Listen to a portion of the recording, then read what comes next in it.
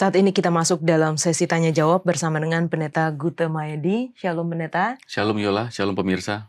Terima kasih sudah bersedia untuk menjawab pertanyaan dari teman-teman yang telah menuliskan di kolom komentar YouTube channel Diskusi Sekolah Sabat. Ada pertanyaan pertama Pendeta dari Jefta Modok.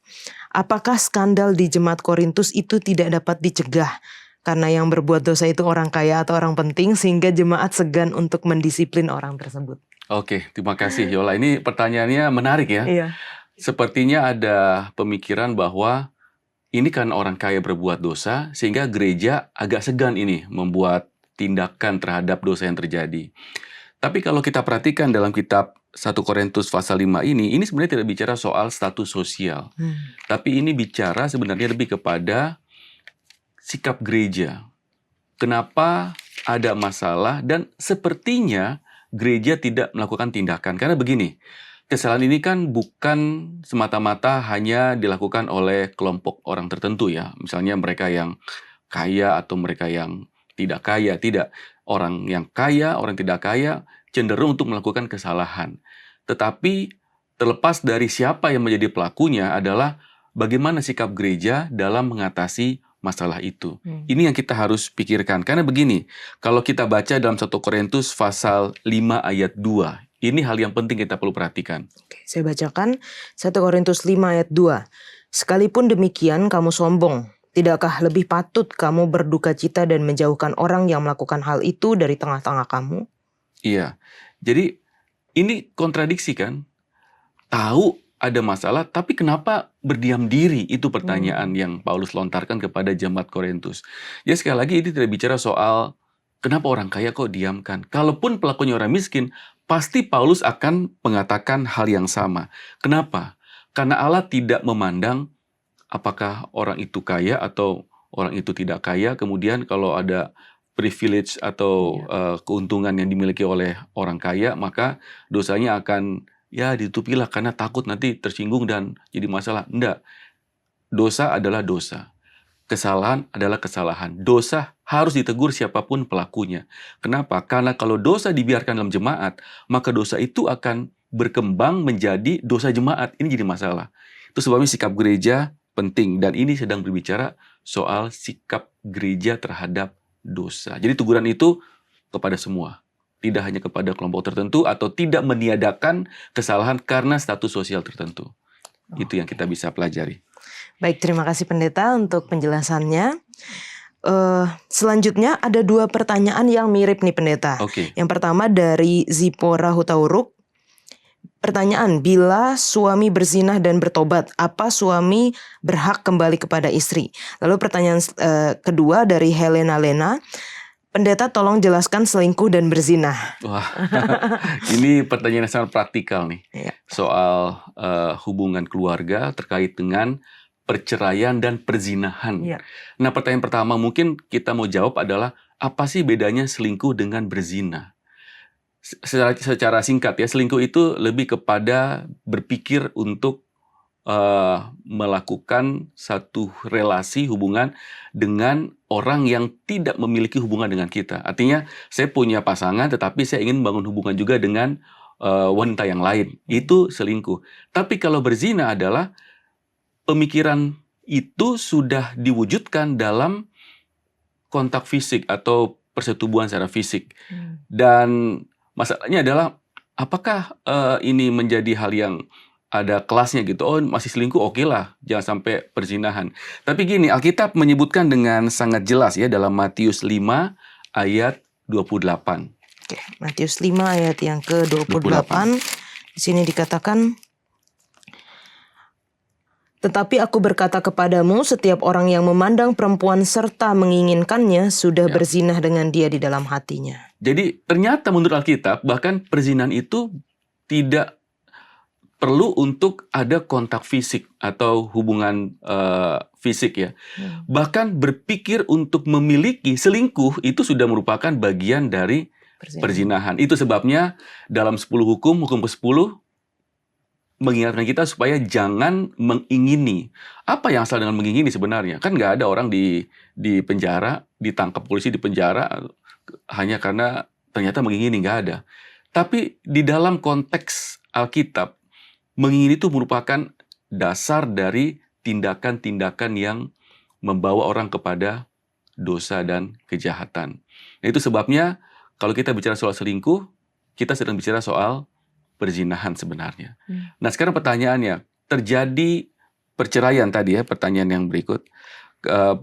Karena perzinahan, tapi kemudian pasangan ini bertobat. Apakah pasangan yang menjadi tanda kutip korban itu harus menerima? Karena sudah menyesal kan, sudah bertobat. Atau apakah kalau kita balik pertanyaannya, apakah orang yang berzina kemudian bertobat itu berhak untuk diterima kembali kepada pasangannya yang sebelumnya?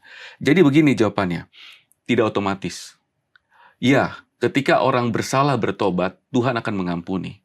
Tidak ada dosa yang tidak diampuni kalau bertobat.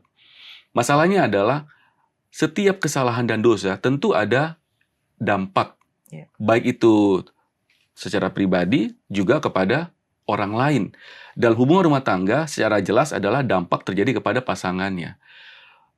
Perzinahan ini adalah hal yang meninggalkan luka kepada mereka yang menjadi korban. Pertanyaannya, apakah orang ini berhak untuk diterima kembali? Ya, secara tadi dosa, dia bisa diampuni. Tetapi apakah dia wajib untuk diterima kembali karena sudah bertobat? Kita tidak bisa paksakan juga kepada pasangan yang menjadi korban. Ya, tentu itu akan melihat apakah pasangan itu telah bisa menerima keadaan, memahami dan memaklumi kesalahannya, serta meyakinkan bahwa hal itu tidak akan terulang kembali. Dan kalau itu bisa dilakukan, tentu tidak ada masalah ketika mereka akan dipersatukan kembali. Tapi kalau yang menjadi korban itu melihat, sepertinya kalau kembali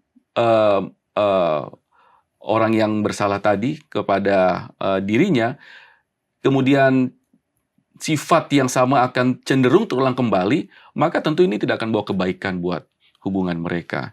Jadi kalau ditanya apakah wajib, tentu tidak otomatis. Tapi kalau ada pertimbangan yang lain, kemudian dari hati yang tulus untuk membangun hubungan itu kembali lebih baik, tentu tidak ada hal yang menghalangi itu untuk bisa dilakukan. Baik, terima kasih Pendeta. Pendeta, kita ada satu lagi nih Pendeta, semoga bisa terjawab juga ya, dari Manalu, Washington. Pertanyaan, dalam buku peraturan jemaat dikatakan bahwa seseorang yang melanggar sabat harus didisiplin. Namun hal ini tidak pernah terjadi, padahal sabat adalah lembaga yang diasingkan Tuhan sama dengan pernikahan. Kenapa kalau perzinahan baik yang incest maupun tidak, cepat sekali jemaat untuk melakukan disiplin? Terima kasih. Baik, saya mau berterima kasih atas pertanyaan ini. Ini mengingatkan kita bahwa gereja harus konsisten dalam menegakkan kekudusan. Jadi, bicara soal perzinahan, bicara soal sabat, itu bicara soal kesetiaan. Perzinahan itu adalah berbicara kesetiaan terhadap pasangan kita. Sabat adalah berbicara soal kesetiaan kita kepada pencipta kita. Itu sebabnya peraturan gereja menempatkan dua hal ini dalam tempat duduk yang sama. Tapi kita perlu ingat bahwa ada juga yang membedakan antara hubungan dengan pasangan dan hubungan dengan Tuhan. Kalau perzinahan itu sudah pasti menimbulkan efek secara langsung. Dan orang yang berzina adalah orang yang memang memiliki niat selain kesempatan ya untuk melakukan pelanggaran itu. Namun kadang-kadang ada juga orang yang terpaksa harus melanggar sabat karena situasi yang dia sendiri tidak bisa atasi. Jadi bukan karena dia niat untuk melanggar sabat, tetapi karena situasi yang dia lakukan. Lalu apakah kalau begitu, kita bisa maklum lah karena ada masalah yang dia harus alami. Misalnya kalau di kalangan pekerjaan, dia punya banyak anak, maka dia tidak ada penghasilan dan anaknya mau kasih makan. Contoh ya. Tapi begini, dalam hal itu sekalipun, itu tidak menjadi hal yang bisa memaklumi kesalahan dan dosa. Dosa adalah dosa, kita tekan itu. Dosa adalah dosa. Namun, kenapa sepertinya lebih tegas terhadap perzinahan daripada pelanggaran sabat? Tadi saya katakan, perzinahan itu adalah hal yang berdampak nyata dan langsung, baik terhadap orang yang menjadi korban ataupun kepada seluruh jemaat. Tapi sabat itu adalah hal yang digumuli oleh semua orang. Bahkan orang-orang tertentu itu harus berjuang keras untuk bisa menjadikan sabat itu sebagai satu hari yang khusus yang tidak bisa dia ganggu dengan hal apapun. Namun ketika hal itu secara sadar dan terus-menerus dia lakukan dalam kesalahan dan dalam pelanggaran sabat itu, maka tentu gereja juga harus mengambil sikap yang tegas juga. Terima kasih, pertanyaan menarik. Apakah perzinahan dan sabat itu berbeda? Tidak. Semua adalah pelanggaran terhadap kesetiaan, itu kuncinya. Tapi bagaimana gereja menyikapi dua hal ini, tentu perlu hikmat juga yang datang dari surga. Dan kita berharap bahwa semua orang akan memiliki kesempatan dan juga hak yang sama dalam gereja. Dan ini menjadi hal yang perlu kita selalu pikirkan. Baik, terima kasih pendeta untuk penjelasannya dan pertanyaannya juga ya, karena ini mengingatkan kita semua, terutama gereja juga, untuk bisa menerapkan disiplin yang memang untuk seluruh jemaat, dan juga dalam prakteknya sebenarnya jemaat punya kewajiban juga untuk membantu gitu ya, anggota jemaat yang mungkin kesulitan di dalam pekerjaan karena berhubungan dengan sabat. Jadi itu sebenarnya bisa, sebelum disiplin harusnya ada langkah-langkah terlebih dahulu gitu yang bisa dilakukan. Terima kasih pendeta. Teman-teman, kalau misalnya masih memiliki pertanyaan sehubungan dengan pelajaran kita 1 dan 2 Korintus, silahkan tinggalkan di kolom komentar YouTube channel Diskusi Sekolah Sabat dan kita akan menjawabnya. Kita kembali ke studio.